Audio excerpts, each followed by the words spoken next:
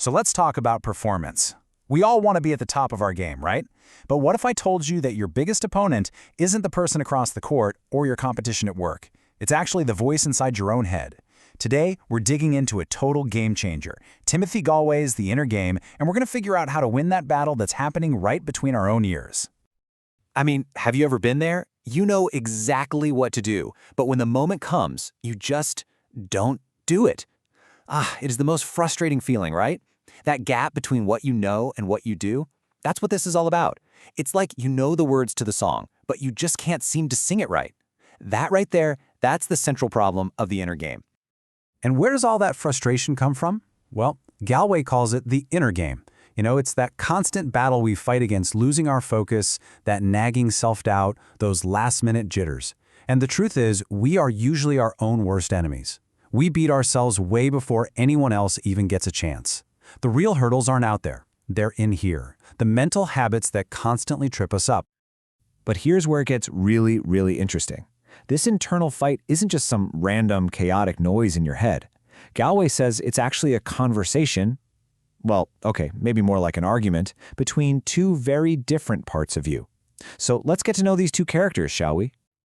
Okay, so here's the big idea, the absolute core of it. You've got two selves running the show. There's self one, that's the teller, the conscious part that's always barking orders and giving a running commentary.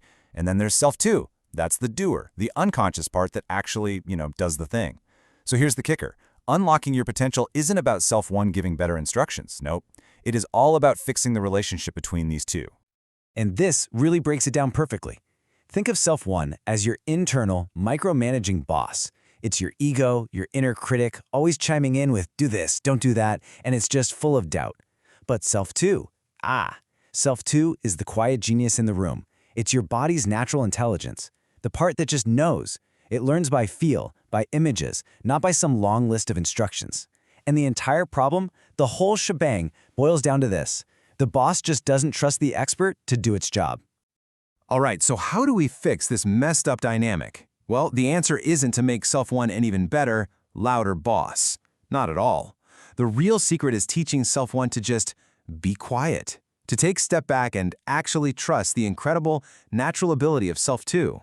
It really is all about the art of letting go. Because you have to see the damage that self one's constant judging does. It's a total downward spiral. One little mistake isn't just a mistake anymore. It becomes evidence. That was a terrible shot.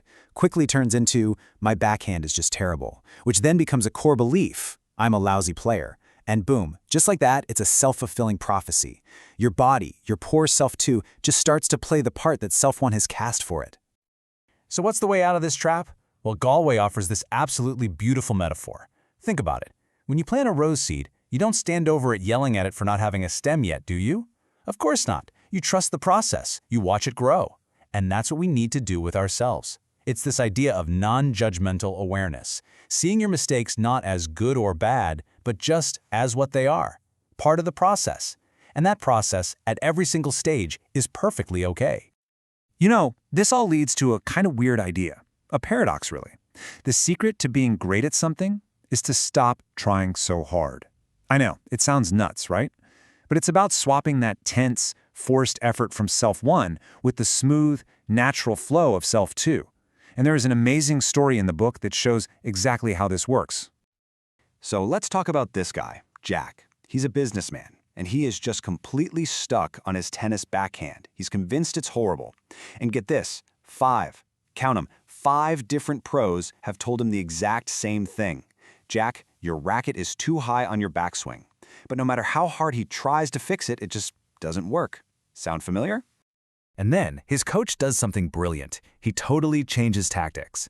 No more instructions, no more lower your racket coming from self one. Instead, he gives Jack a super simple task.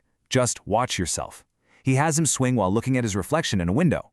No goal, no trying to fix it, just see what's actually happening. And the result? It was wild. For the very first time, Jack wasn't thinking about his swing, he was experiencing it. He saw his racket go way up high, and he was genuinely shocked. And in that moment of just seeing without judgment, his body, his amazing self too, just fixed it. Automatically. Within minutes, he was hitting these beautiful backhands. He learned more in those few moments than in hours and hours of trying and beating himself up.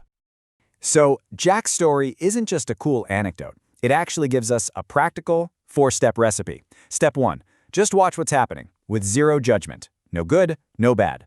Step 2, give yourself a clear picture of the outcome you want. Think in images and feelings, not a list of commands. Step 3, and this is the big one, let it happen. Trust your body to do its thing. And finally, step 4, calmly notice the result, and then just run the loop again. Okay, so why is this so important? I mean, this is so much bigger than just tennis or sports, right?